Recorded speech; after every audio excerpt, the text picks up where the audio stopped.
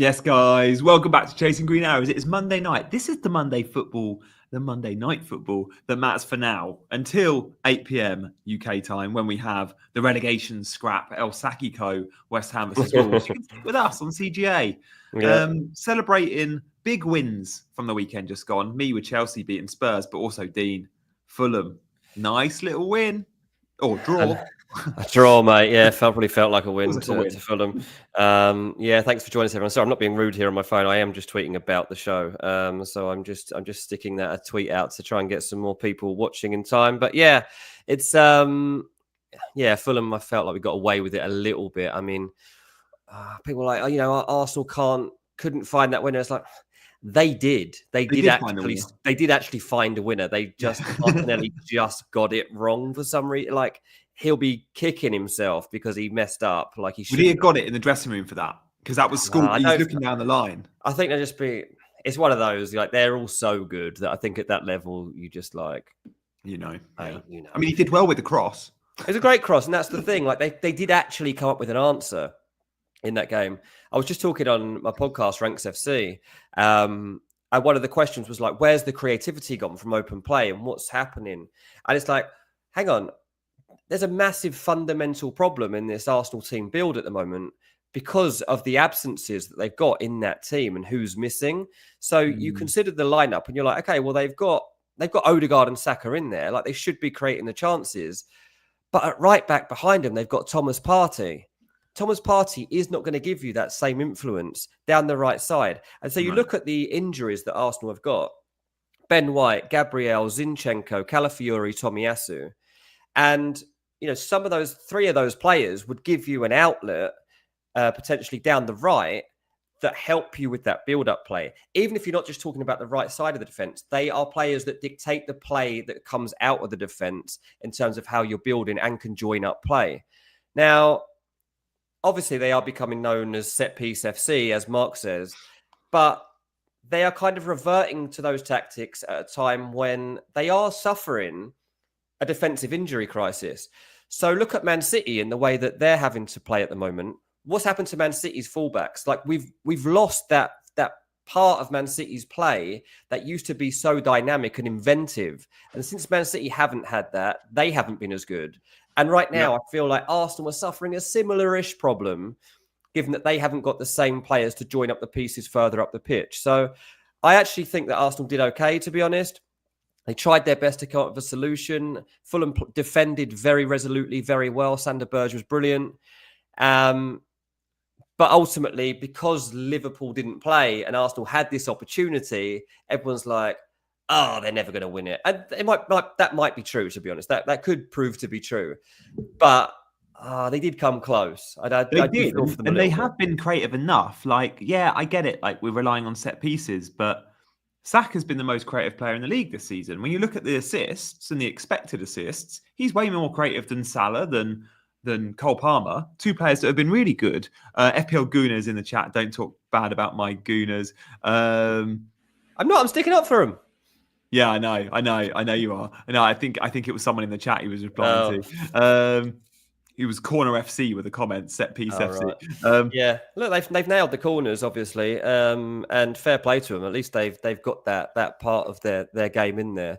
So that's important. Malachi's coming straight away with a super chat. What a top man, Malachi!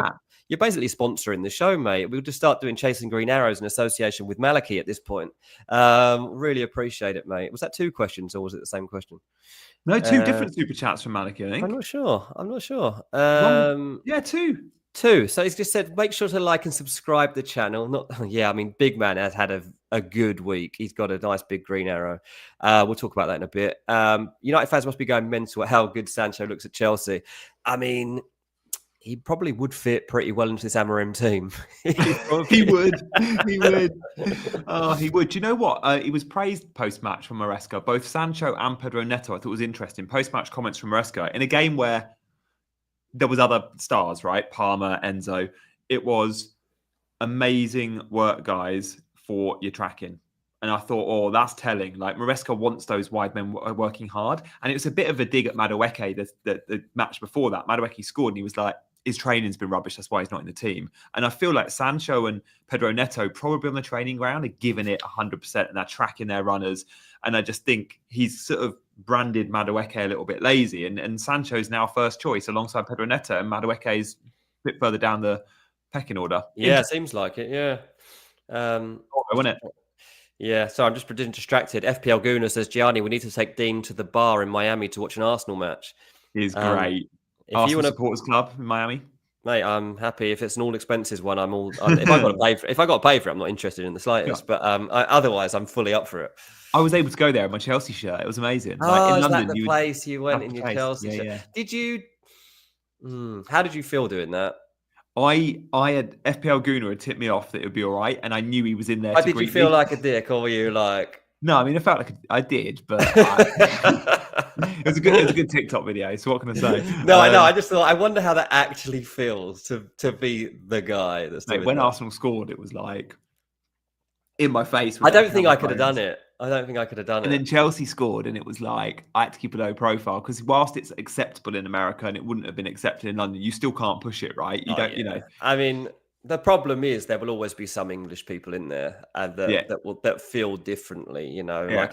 And it is different. Like it is different when you follow a team from abroad to when you're at home. I know, like, all fans are equal and all this, and I'm not saying that your support is worth any less. But even now, me watching Fulham from here, there's a level of connect that just isn't there. Like, you're used to go into the live. I've been to every game for however long, and like I've been to.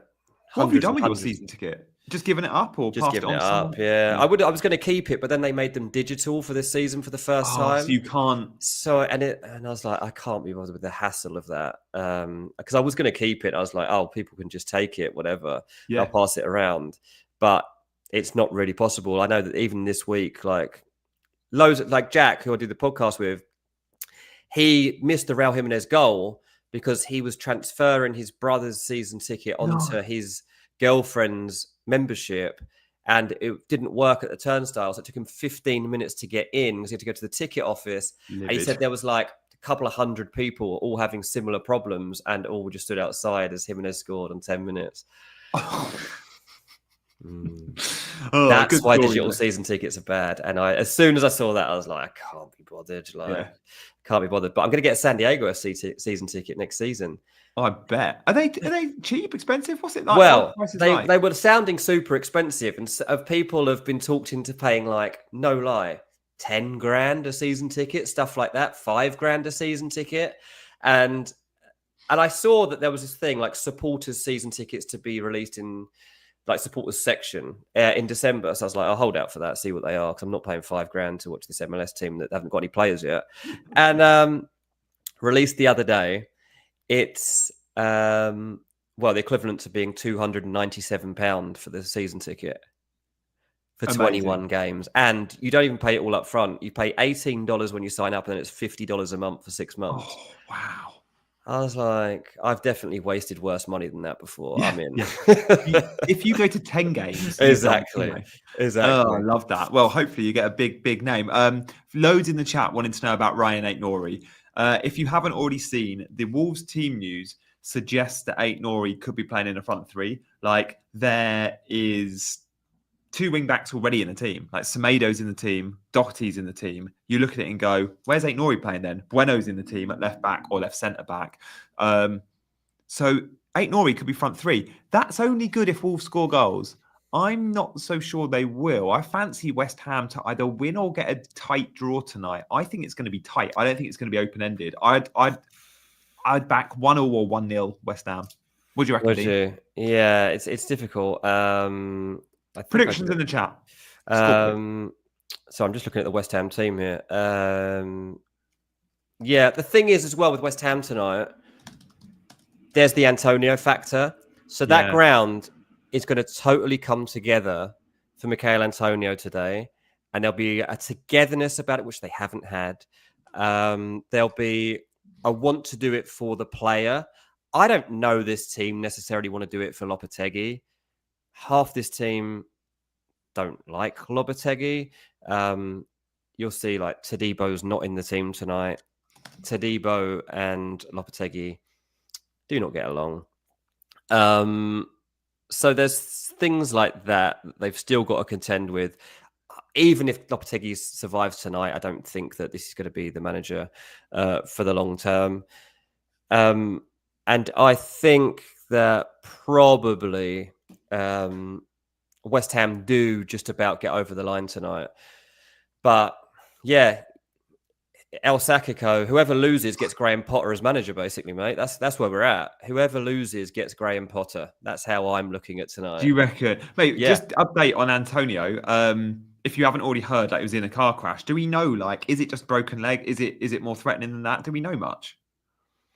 All I know is about his leg injuries, and it's pretty severe. Obviously, he's Like, broken his legs for a car crash. Like, what is he now? 34, 35, Antonio? yeah, 34.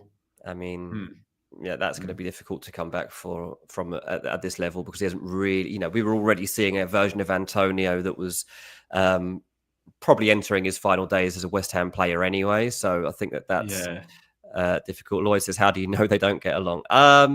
It's my job to know these things, but I'm told anyway that Todibo and Lopetegui haven't really got along very well so far, and that's the case with 3 or 4 players at West Ham who have not got along so well so far with the manager. And it's a bit of a concern, because West Ham don't want to lose their best players, but they want him to embed them. But Lopetegui's struggling to convince everybody that he is the man.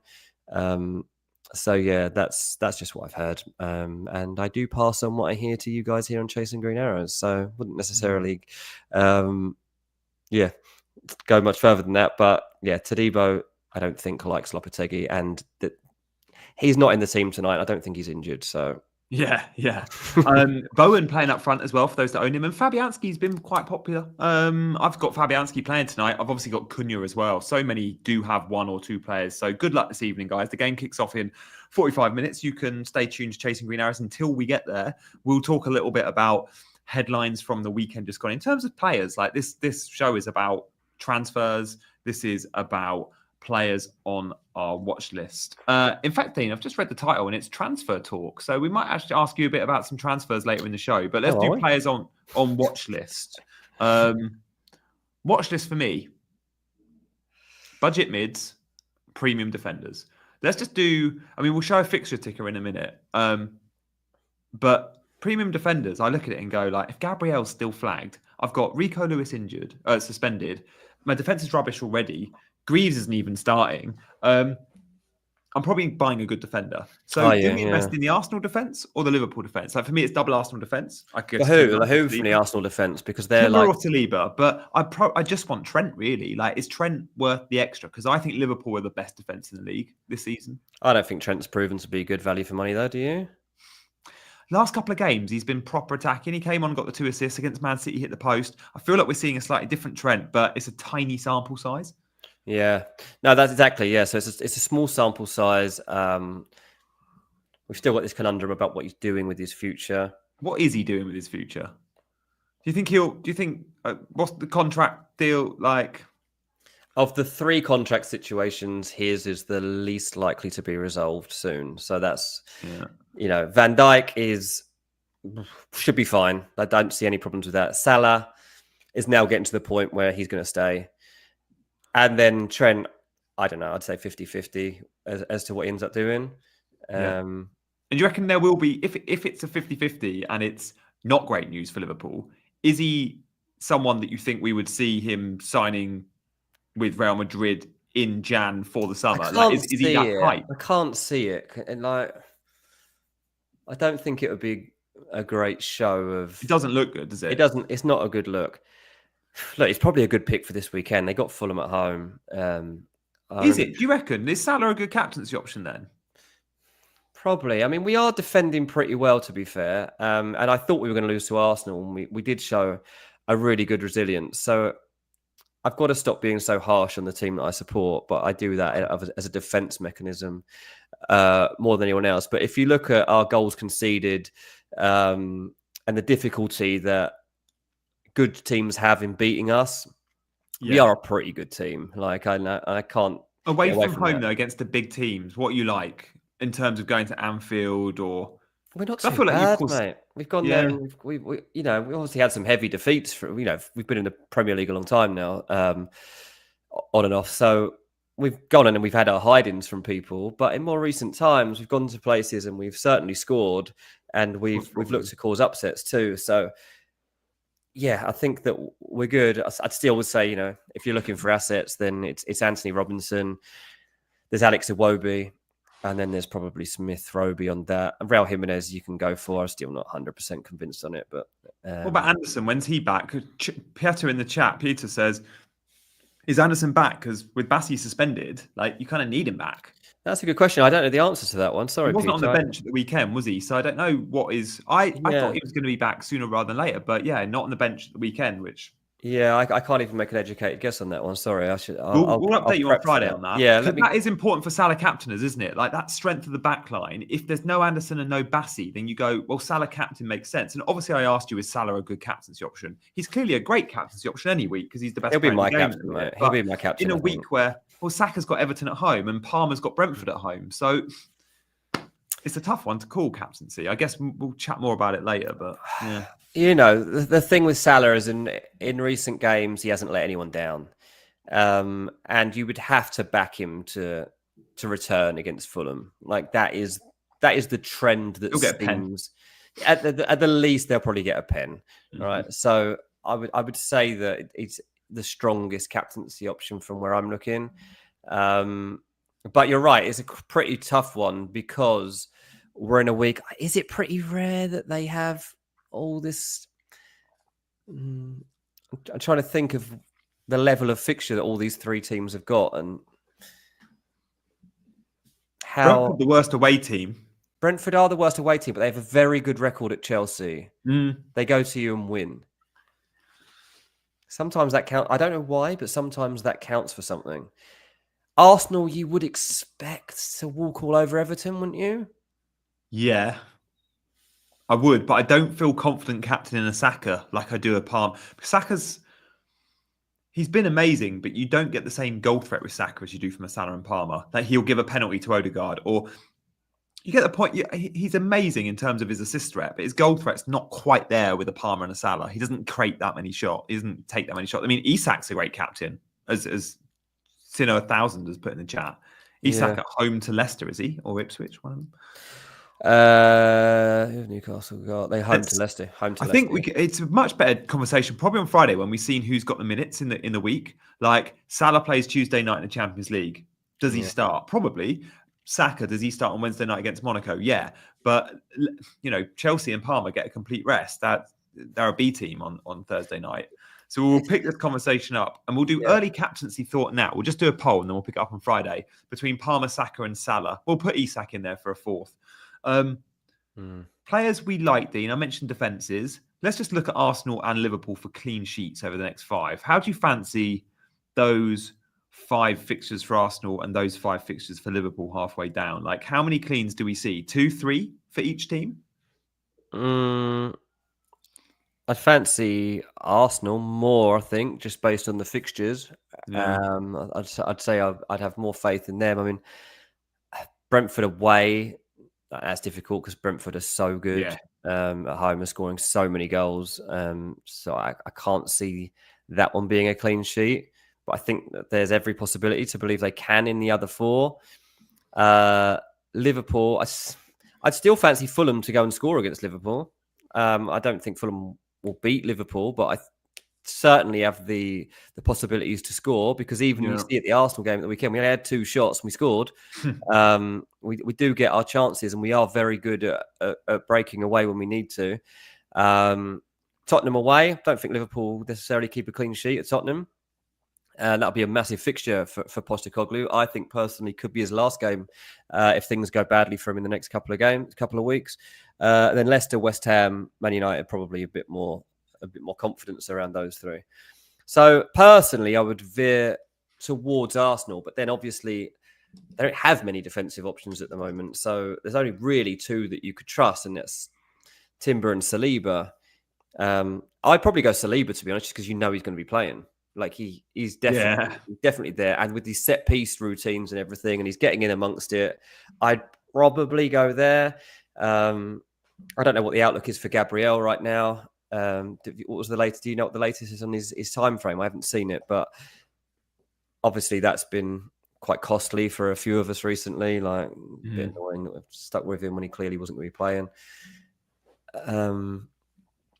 So personally, I'd say Arsenal, particularly with this Everton fixture in mind, which should honestly be a 3-0 win. Yeah, it should be. You're right. It should be. Like, you look at Arsenal in those home games, Ipswich and Everton are just clean sheet bankers. Liverpool don't have the clean sheet banker. Leicester maybe, but again, they look like they're a team. Leicester now that will score goals, probably concede them too. It's just Trent for the upside. I'm going to see how Liverpool look in the week and how Trent looks in the week and how attacking he is. I'm slightly concerned under Slot. He's a little bit more. He's playing with himself a little bit. Maybe that's an injury. Maybe that's tactical. I don't go too high. But last couple of games have been a good sign for him. I mean, yeah. I said budget midfielders and premium defenders are who I'm shopping for. We'll come to budget midfielders in a minute, but just to look at Alexander Isak, the ticker here from Fantasy Football Scout, they're only sort of, 8th-ish? But if you take just the next two, Leicester at home, Ipswich away, they are the two best fixtures. Like, they are amazing fixtures for Alexander Isak. If you can sell a Solanke and get to an Isak, I know Solanke's got Southampton. I don't really care. If you can get to Isak this week, I think you do it. I can't, not easily, not in one move. But I think Isak's a great shout. And Anthony Gordon might be worth a look if we think he's going to be fully fit. But Isak I like. I don't think Isak, Dean. I mean, what do you make of those two fixtures? Are Newcastle reliable enough? No. Also, Newcastle definitely are not reliable now. But it's Leicester and Ipswich. I don't care really. Do you still go? That is still. I can't trust Newcastle. They're so unconvincing. They're all over the place in what they put everything into the 3-3 draw with Liverpool. Then they go into Brentford and lose 4-2. And yeah, Isak scores, but I tell you, did you see the one where Isak went to take it around the keeper to slot in and Flecken flicks it off his feet? So unlike a striker with predatory instincts. Just why are you faffing? Oh, he could not believe that the keeper had knocked that away from him. It's like this, but it's like a magic trick that the ball has suddenly disappeared. Malachi says Cunha captain against Ipswich. Let's see how he gets on tonight first. Yeah, definitely. It might be new manager bounce for Cunha. Might be. That'd be a good one for them to have a new manager for. But no, I don't trust Newcastle, to be honest with you. And I don't trust Isak either. And I think it's a dangerous game to start bouncing between Solanke and Isak because I think you're going to miss points. I think that you make your bed. I think you stick with one of them. Is Solanke going to get points though? Like he blanked, he had Ipswich at home. Now, if we're talking about an unreliable team, that's Spurs. Like Southampton, Liverpool, Forest, Wolves, Newcastle. Genuinely, I can't even tell you which games Tottenham will win out of that. He took their goal brilliantly, mate, against Chelsea. It was great. It was a great finish. So we know he's got it in his locker. He's definitely playing every minute, pretty much. Yeah. He's been amazing as a player, just as an FPL asset. The conversions just aren't there. This is the problem. So you don't know when it's coming. But Isak's been pretty similar. I know that he's definitely coming to he's a been more better wasteful run than I'd expect this season, Isak. Yeah. He's a better finisher than what we've seen this year. His conversion rate is below Jackson's and below Watkins in terms of like shots per goal and like shots on target. He's down like a couple of % on Jackson and Watkins. I would argue he's a much better finisher than Jackson and Watkins. Yeah. We haven't seen either a run of form beyond 2, maybe 3 games of returns from Isak so far. And that's not really that normal. Another super chat's coming. Thank you very much, ZM Storm. Is there anything to the fact that most transferred out in seems to coincide with an opposite response the following week? You'll know more about this than me. I mean, it's just trends, isn't it? Like Mbeumo, I'm guessing this is in reference to. Mbeumo was, I think, the most sold player of the game week, and then he goes and bangs. I don't know. It's not. I think I'm selling Mbeumo this week. I sold him the week before, and I said you only sell Mbeumo this week if it gets you a Saka, a Salah, or a Palmer. But other than that, he's at home, and when Mbeumo's at home against Newcastle, who are ropey on the road, you stick with him, and obviously he delivered. Isn't Mbeumo someone I'd sell this week? Maybe. He's now got tough fixtures and he's away at Chelsea. I don't expect him to get anything at Chelsea, but yeah, he's got Nottingham Forest at home the next week, and I expect Brentford to score 4 because that's what they do at home. Yeah, they beat people by 3 or 4 at home, and they create big chances all the time. They never don't turn up. at home. Mate, it's incredible record. If you look back at Brentford's recent home matches, 4 against Newcastle, they scored 4 against Leicester, they scored 3 against Bournemouth, they scored 4 against Ipswich, they scored 5 against Wolves. It's absolutely phenomenal scoring rate that Brentford have got at home. And Mbeumo was much more central in the last game against Newcastle than he had been when he was blanking in the 2 previous games before that. So I, as an owner, was much more happy with what I saw from Mbeumo, and it helped me trust the patterns that we see with him. Even Brentford going to Chelsea, I'm like, if they score, there's got to be a decent chance that Mbeumo's getting the goal. So I'll probably stick with him even for that fixture. Yeah, it's fair. A few that owned Ollie Watkins, by the way, including Tom, captained him because of the Salah announcement, right? So we had the Salah announcement, or Liverpool game being postponed, gave people an opportunity to go a little bit outside the box if they didn't want to play safe, because it was like, the game's most popular player isn't playing. Who can I go for? And I said on my stream, like, Watkins, if you own him, is a brilliant shout. He then only got 25 minutes or so against Southampton. He was benched out of nowhere. But in that time, he could have scored a couple. So, yeah, you're unlucky there, Tom. I mean, Dean, we speculated on Friday about that game. Let's just touch on it, because a few people in the chat, someone said earlier, you were doing the clickbaity stuff on Friday, tempting fate, and I was like, no, genuinely on Friday, that wasn't for clicks. We thought there was a genuine risk. We looked at the forecast and we saw the rumours, and it was at risk. So, yeah, I'm glad that came through for us in a way. It's quite fun. Yeah, it was fun. Yeah, I mean, obviously, I just got up that day, and was the first we heard of the Storm Dara was when we had the raid from Holly, and we didn't even know what it meant. I was like, who's Dara? That was we were very confused, and then we found out it's the name of a storm. And I was like, okay, how serious is a storm? Oh, it is actually potentially impacting that game. It's the early kickoff, and we started talking about how do you deal with this moment? Who do you take Salah out? Do you just set the vice captaincy? On the back of that, I immediately set Palmer as my vice captain. Did you? We were on the show. So I've still got those points to come this week. And then obviously I wake up in the morning because I was deliberating in my head. At 4:30 a.m. the Liverpool-Everton game was due to kick off here. And I rarely get up for it, to be honest with you. I usually watch a rerun. But I thought, this is the big team of the moment. They had the league leaders. I've got to watch the game. If I'm feeling up to it, I'll get up. And so I woke up and I thought, I'll check the lineups. And I went to check the lineups. It was like game postponed. And I was like, back to sleep. But I knew I was good because I knew I had Palmer set as captain, and it was all fine. So I wouldn't have been able to sleep. I'd have been thinking, what does this mean for triple captaincy later in the season? It was interesting. I was looking, mate, on Saturday morning. I was streaming at 8 a.m. I was the only YouTuber doing it, which was brilliant.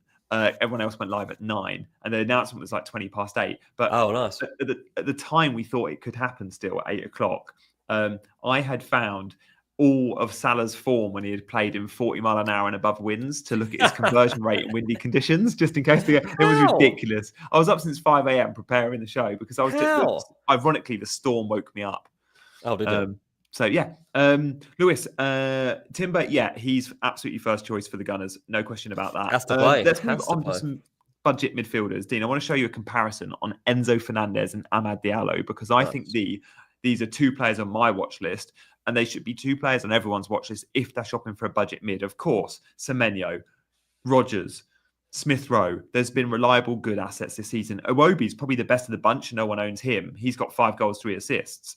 But at 5.1, at 4.9, you can have Diallo and Enzo. And I just think it's interesting comparing the two. Of late, these are all season stats from Scout. The expected data is in Enzo's favour. I've also got like a spider diagram of some key stats: chances created, goals, assists.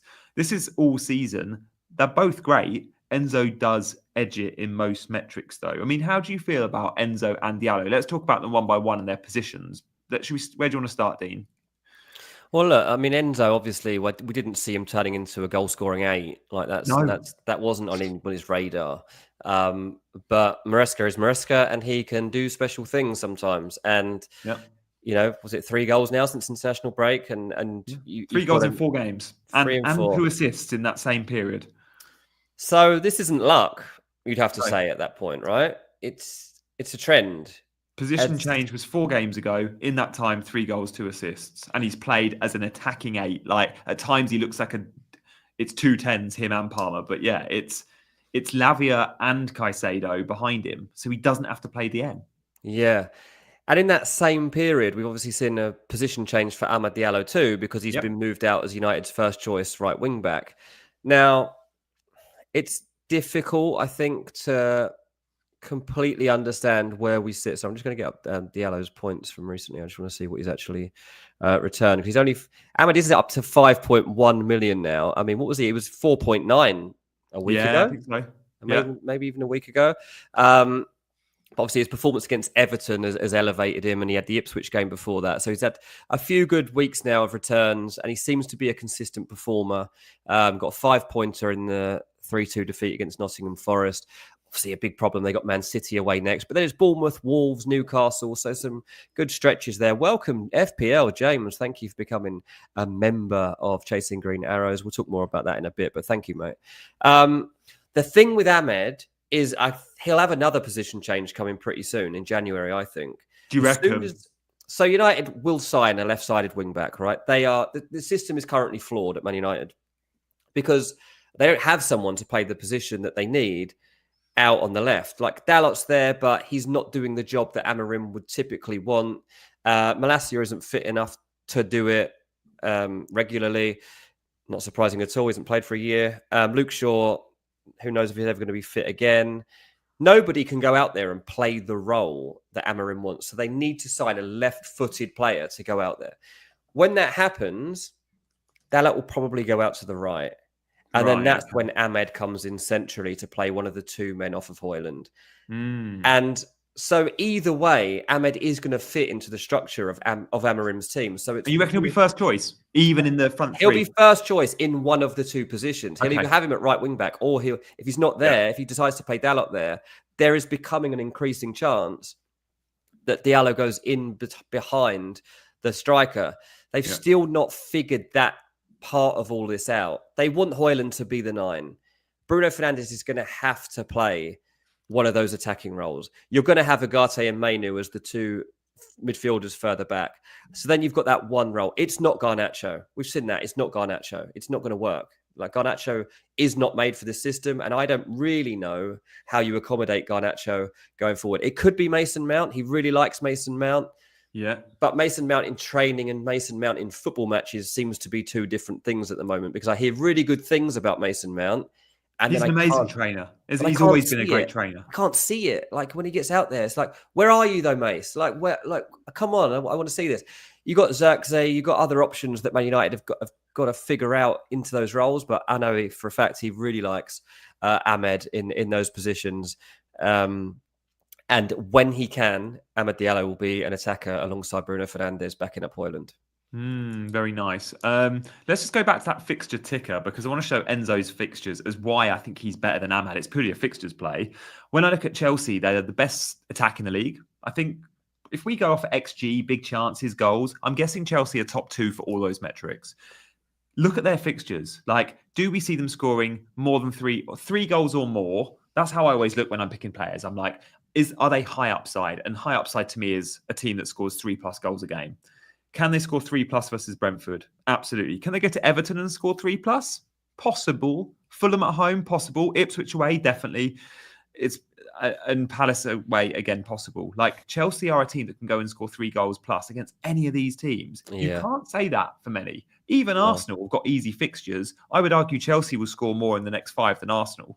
So having a piece of that attack away from Cole Palmer, we've all got Cole Palmer. We don't win when Cole Palmer scores goals. We do win if we have Enzo as well and he's involved. Obviously, Jackson, if you've got Jackson, you don't need to go there. And I think Jackson's a good pick. I love Pedro Neto. I like Jadon Sancho. I'm not sure if I'm willing to buy them in FPL. Minutes is an issue. Yeah. Perhaps FPL consistency is an issue. And they're more expensive. Enzo is guilt-free. He can be your 8th attacker. You play him in the good games. You bench him in the bad. And he has set pieces, half of them. Him and Palmer been taken in swing and corners until yesterday from each side. You get the guy that's wearing the armband. He's the leader on the pitch. Mm-hmm. And now you get the more advanced position and 90 minutes. He won't be part of the B team squad now on Thursday nights. And therefore he gets the rest. There's a lot to like about Enzo. I think he's going up in price tonight, by the way. He's outgrown the Conference League squad. So That's it, isn't it? That is he's it. served his time. Mate, it is unbelievable what Chelsea are able to do this season. I don't know that we've ever seen it in the Premier League, whereby a team is able to use a European competition as competitive friendlies to get the rest of the squad up to speed and ready to go into the first team. They literally have a B team, and they use it and they utilize it. And it's just so good for them. These teams they're playing are next to useless in comparison to what Chelsea are, right? It is embarrassing at times, but you're right. It gives them that competitive football, keeps the dressing room happy. And if you thrive in that tournament, as Pedro Neto did a couple of months ago or 2 months ago, 6 weeks ago, it was like, oh, I'm going to give you the nod in the first team now. You have got a chance. You can earn your spot.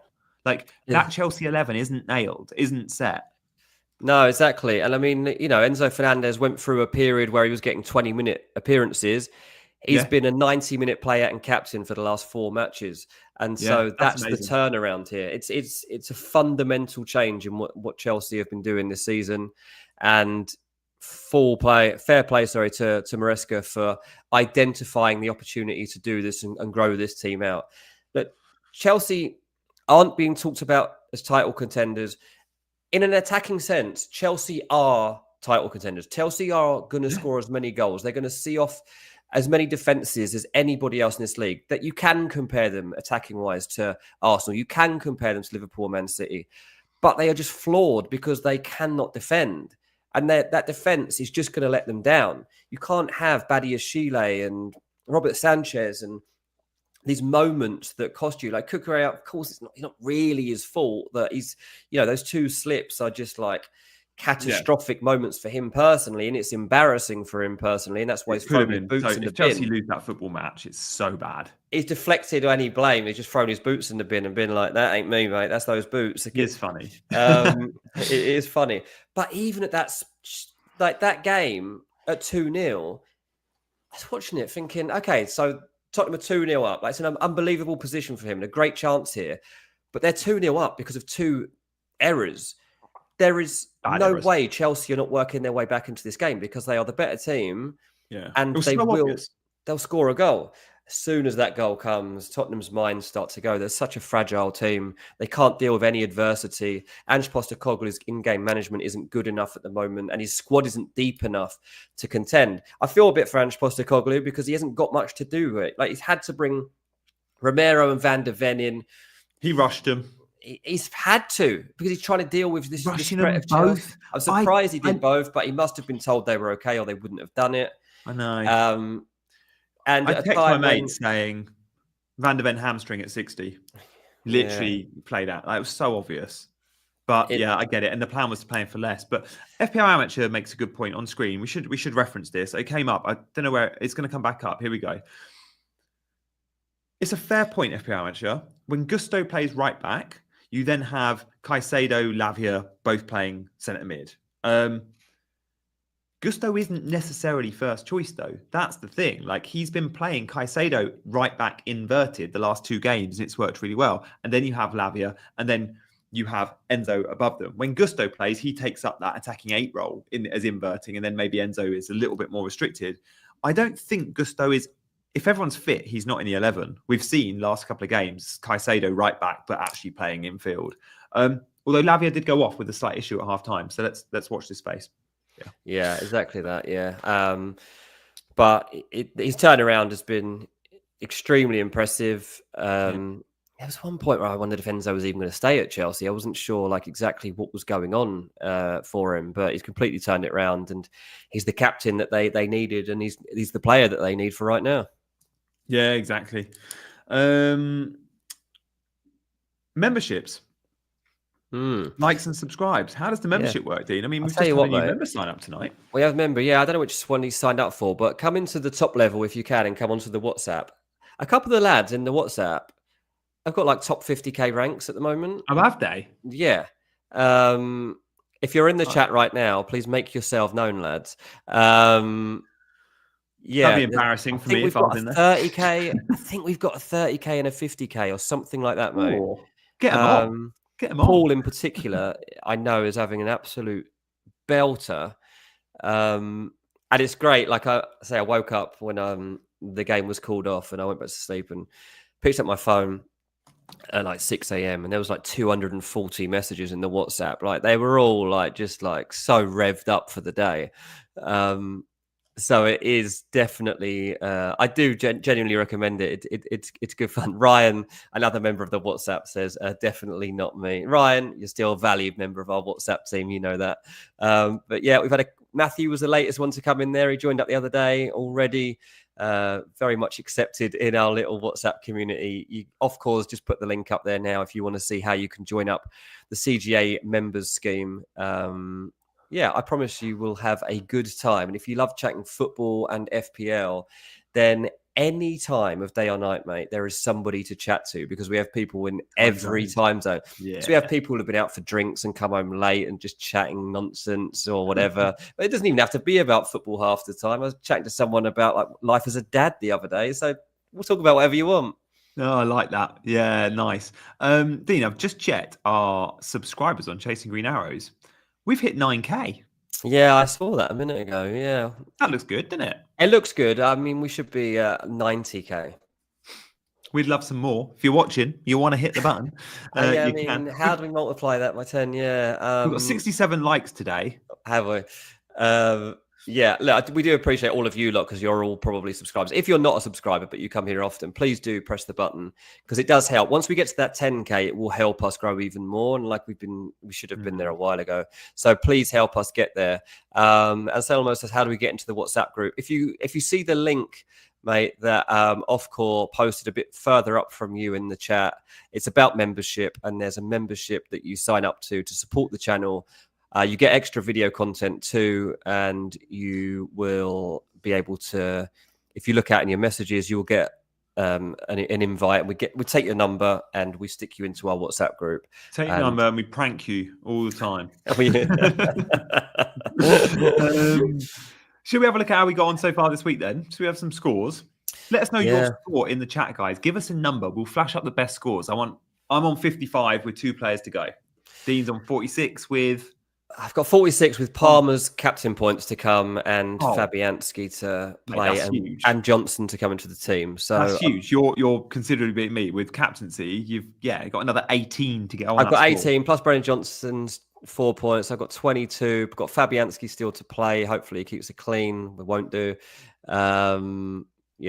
Oh, hold up. That means there's going to be loads of negative rank change tonight when FPL realizes it's got to go from captain to vice captain. Yeah, that's the thing. These points are really hard to tell at the moment. A lot. Yeah, these points are really hard to tell at the moment. I've got a mix of green and red arrows, and I'm trying to not really look at it because I know that I've got the Palmer points to come. But I also know loads of people will surely have Palmer set and vice captain, and they'll be getting those points too. And there's probably, to be honest, people on vice captain on Mbeumo and stuff as well. Yeah, so, there will be. There will be. There's a fair few that went Saka, though. Saka had almost the same as Palmer in terms of numbers that captained him. I was close. Almost 1 million captain Saka and 1 million captain Palmer. It was only because I was chatting to you and Big Man that I ended up going Palmer, like realising that was like what the brains of FPL would do in this situation. It was definitely our little chat about the rain helped me decide that, which is why I did it on the show. I was pretty convinced Saka would score against Fulham. He did score against Fulham, but it was ruled out. That would have been an 8-point goal. I think that probably gets him 3 bonus. That's not a 5-point goal. That goal gets him at least 2 bonus, I'd have thought. And there you go. So that would have got him a decent score for the week. But Palmer got 18 points, so he's a very good pick.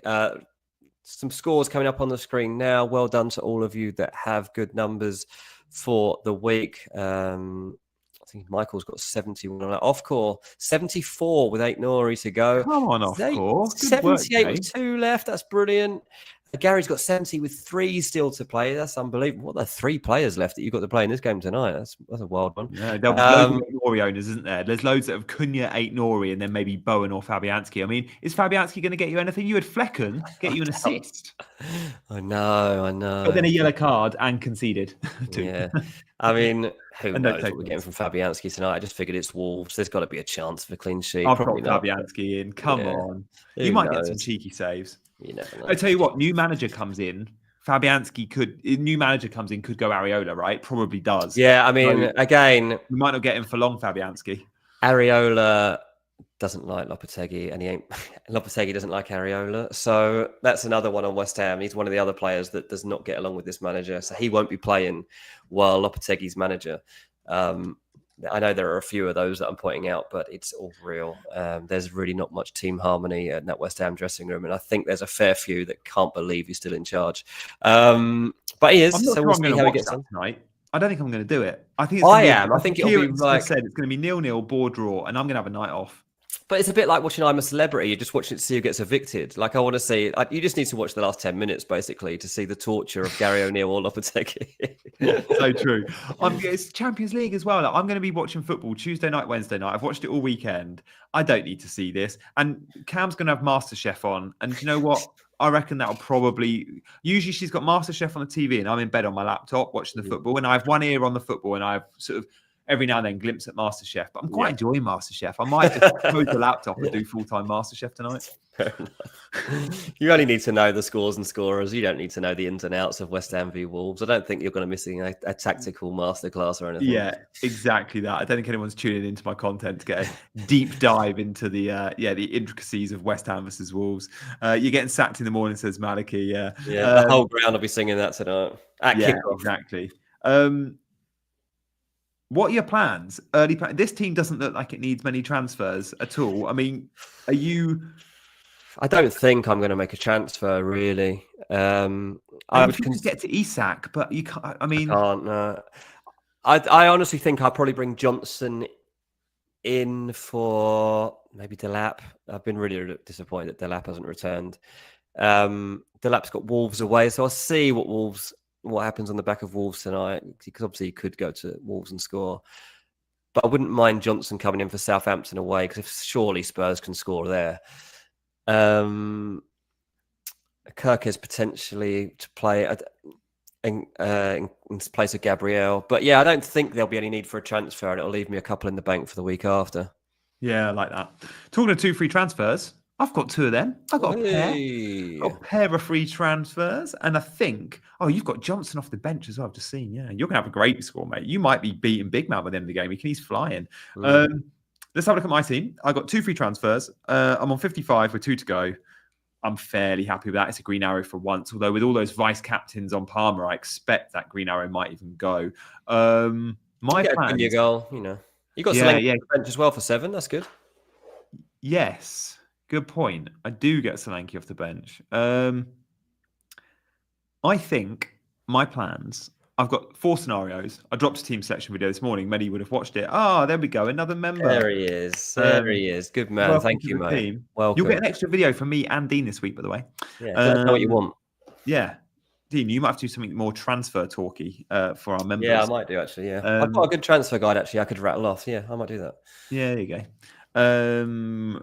I think I'm selling Bruno, which sounds mental. Like, Bruno's doing really well. The United fixtures are fine. Like, they're going to score against Man City, and then they've got another good home fixture. I just feel like he's my cash cow, and I want money in the defence. Whether I'm buying Timber, whether I'm buying Saliba, whether I'm buying Trent, I need a good defender, because Gabriel should start, and maybe we'll know more in the week with Arsenal playing against Monaco on Wednesday night. Lewis is suspended. Greaves didn't even get in the team. Wasn't even on the bench. Kieran McKenna doesn't name centre-backs on the bench. It's very strange. So he was fit, but not on the bench, but then started in the week. And Hall and Mikalenko have got useless fixtures. Well, Hall's got a good one. Mikalenko hasn't. So I think I'm going to sell Bruno, Enzo Fernandez in, and then maybe sell a Greaves up to Trent. That's what I can do. And I got the 2 free transfers. I know selling Bruno isn't great, but I fancy Enzo over the next 4 or 5 games to produce very similar output to Bruno. Over the last 4 games, despite Bruno being amazing, Enzo's outperformed him. Enzo has more points, more goals, more assists in the last 4 than a very good, a good Bruno at the minute. I think I'm all right with Enzo. It's a huge saving, 4.9 million. Can't go wrong. No, it is a good saving. Yeah, that's true. And I get a good defender for once. I can't be starting Greaves, No, you can't. You can't. And Ipswich they're not going to be good enough to stay up, unfortunately. Yeah, I don't think so. I mean, I'm kind of looking at it going, it's Trent versus Bruno, and I actually think Trent's going to become a better option over the festive period. But again, Tuesday, Wednesday will help us a lot. I won't be making any moves until then. Gianni's selling the one decent player he has, says Manon. Thanks, mate.